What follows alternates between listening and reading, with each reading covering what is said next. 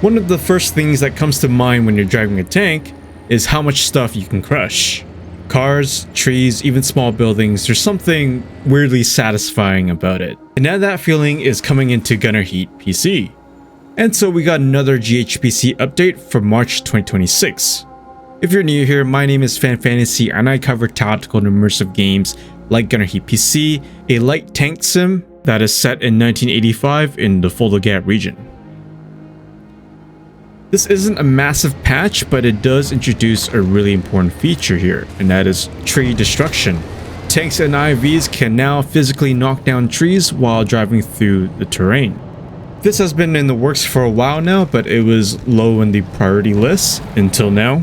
But this feature will definitely overlap with roadmap plans, including enhanced destruction, which not only affects the vehicles but also the environment around them. And honestly, this changes how you drive around terrain.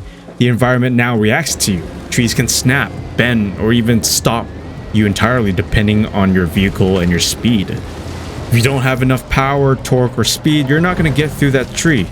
Right now, there's no penalty for smashing into the tree, so there's no crew injuries or vehicle damage yet. Unlike Steel Beast, if you're driving too fast and if you hit a tree, then you can actually cause damage to your tank or crew injuries. But of course, it's not like you should be driving your tank into trees on purpose unless you're a complete bad man or unhinged. But overall, this feature does add a bit to driving and the interaction with the environment, and I hope that one day we'll get to do that with fences and even some building structures. We also got a new mission, a nighttime Soviet scenario called The Regiment's Way in Point Alpha. It's listed as a difficult mission, so do stay tuned for that video. It'll definitely be a fun video. On the audio side, we also got a new turret sound overhaul. So now hear some new turret traversal sounds when you're using different vehicles like the M1 Abrams, Leopards, the T-64s, and even the T-72s.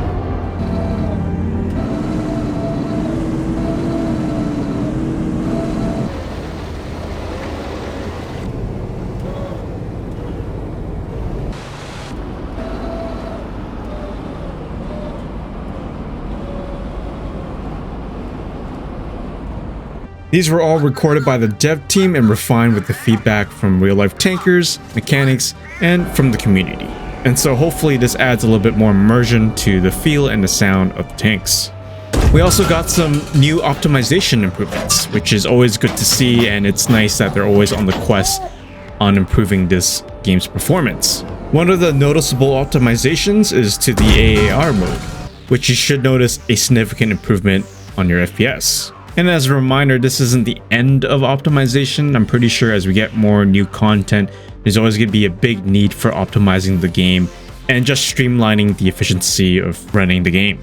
Finally, there's a handful of bug fixes and visual tweaks, including improvements to the vegetation pop-in and some general graphic polish. We also got a loading bar status, which is a small quality of life update. Even though this isn't a very large patch, the biggest addition is tree destruction and being able to drive through it and interact with the environment. And as I said before, it'd be nice if this includes some structures and buildings. And so far, we've been getting some steady monthly updates with smaller features such as this. And while we're waiting for bigger roadmap items to be fulfilled, these additions do help to move the game along the way. And so I'm curious to hear from you and your thoughts about this update. And so make sure to comment below. And if you guys enjoyed this video, make sure to hit that like with a heat round and subscribe for more and to support this channel. And as always, I'll see you in my next video.